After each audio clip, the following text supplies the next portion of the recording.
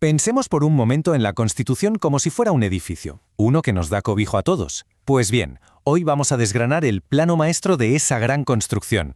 Hablamos, claro, del título primero de la Constitución española, el lugar exacto donde se diseñan nuestros derechos y deberes más fundamentales.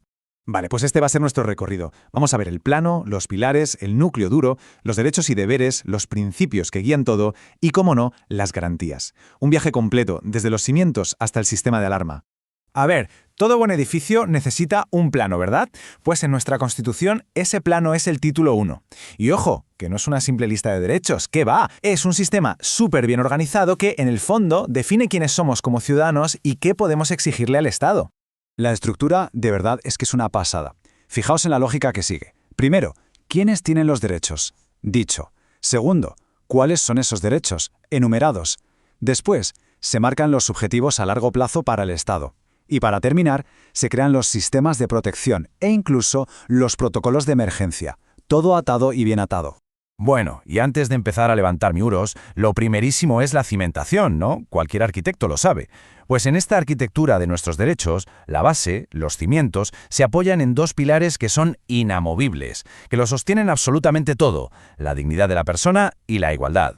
Aquí lo tenemos. El artículo 10 es como el gran pórtico de entrada a todo el título 1. Y esto es lo más importante. Deja claro que la dignidad humana no es un derecho más en una lista, no. Es el fundamento, la base de todos los demás derechos. Podríamos decir que es la razón de ser de todo este edificio constitucional. Y aquí está el segundo pilar fundamental, la igualdad. Lo que viene a decir este artículo es que la ley es la misma para todo el mundo, sin discriminación, sin privilegios, sin peros. Es, por así decirlo, el suelo perfectamente nivelado sobre el que se va a construir todo lo demás. Claro, esto nos lleva a la pregunta del millón. ¿Se protegen todos los derechos con la misma intensidad? Y aquí es donde la cosa se pone interesante, porque la respuesta nos descubre una de las mayores genialidades de esta arquitectura constitucional, y es que no todos los derechos llevan la misma armadura. Mirad, esta tabla es la clave para entenderlo todo. Es el sistema de seguridad. Lo que vemos es una jerarquía, una especie de pirámide de protección. Arriba del todo, en la cúspide, con la protección máxima, están los derechos fundamentales. Luego, en un nivel intermedio, otros derechos y deberes muy importantes. Y en la base, los principios que actúan como guía para el Estado. 3 niveles de blindaje. Pues venga, vamos a meternos de lleno en la zona más fortificada de toda la estructura. Pensemos en una cámara acorazada, donde se guardan las auténticas joyas de la corona. Esos son los derechos de la sección primera. Y empezamos por el más fundamental de todos, la piedra angular de esta cámara acorazada, el derecho a la vida. Sin él, pues, no hay nada más. Y un dato importante, aunque el texto original de la Constitución dejaba una pequeña puerta abierta a la pena de muerte en el ámbito militar en tiempos de guerra, una ley posterior la cerró por completo. Se abolió y punto. Pasamos ahora a otro pilar, la libertad y la seguridad. Básicamente este artículo protege nuestra libertad física, el derecho a no ser detenidos porque sí, arbitrariamente. Pero claro, no es un derecho absoluto. La propia ley establece unos límites muy estrictos para poder garantizar la seguridad de toda la sociedad.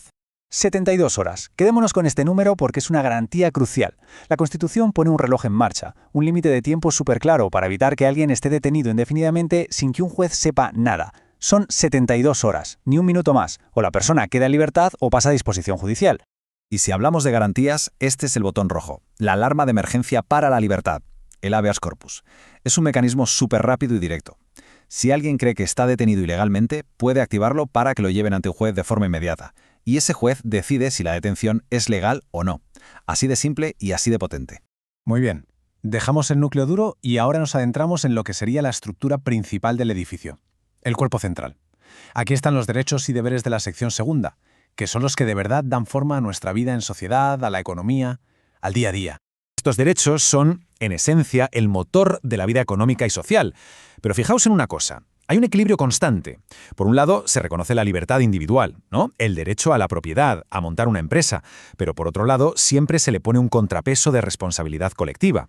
La propiedad tiene una función social, el trabajo es un derecho y un deber. Siempre ese juego de equilibrios.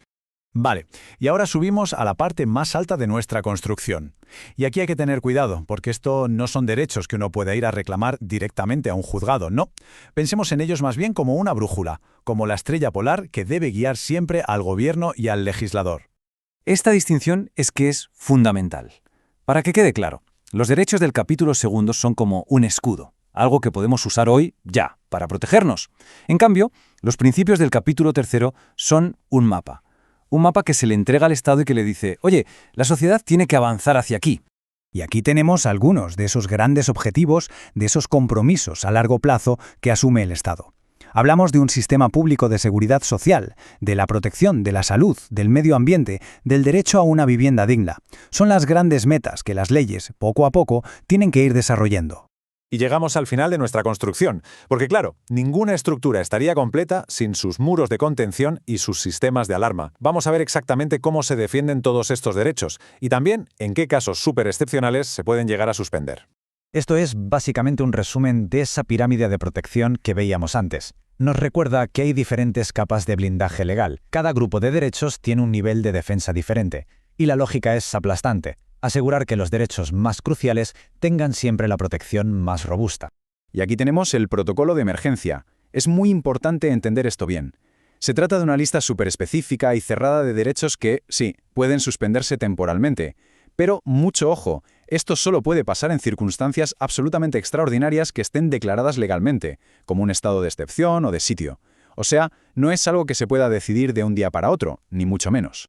Y todo esto nos deja con una reflexión final, una pregunta abierta. Porque una constitución no es una pieza de museo, es un documento vivo. Su verdadera fuerza al final no está solo en lo que dice el texto, está en la capacidad de esos principios tan sólidos, la dignidad, la libertad, para darnos respuestas frente a retos que en 1978 ni se imaginaban. La arquitectura es fuerte, sí, pero su gran desafío es saber adaptarse a los nuevos tiempos.